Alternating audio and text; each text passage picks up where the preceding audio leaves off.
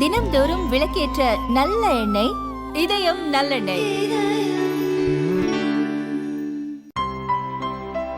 இனிமே கண்ணை மூடிட்டு கடலை எண்ணெய் வாங்கலாம்.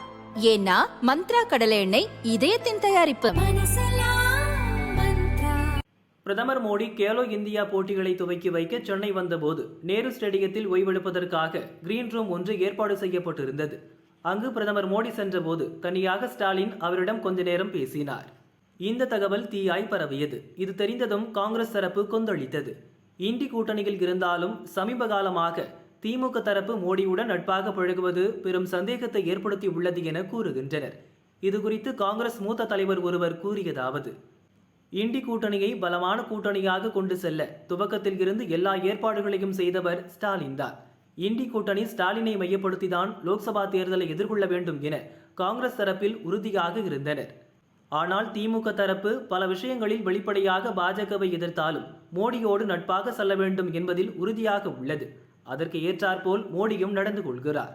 ஸ்டாலின் மற்றும் உதயநிதி சந்திக்க அப்பாயின்மெண்ட் கேட்டதும் ஓகே என்ற பதில் வருகிறது.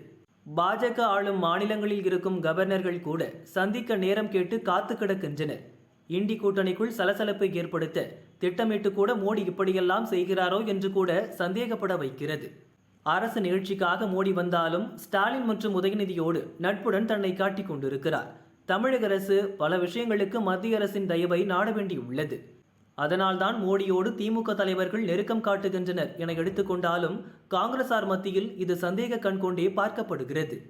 கூட்டணியில் இருக்கும் காங்கிரஸையோ மற்ற கட்சிகளையோ பெரிய அளவில் மதிக்காத திமுக சித்தாந்த ரீதியில் எதிரணியாக இருக்கும் பாஜகவோடு உறவு பாராட்டுவது பலத்த சந்தேகத்தை ஏற்படுத்தியிருக்கிறது.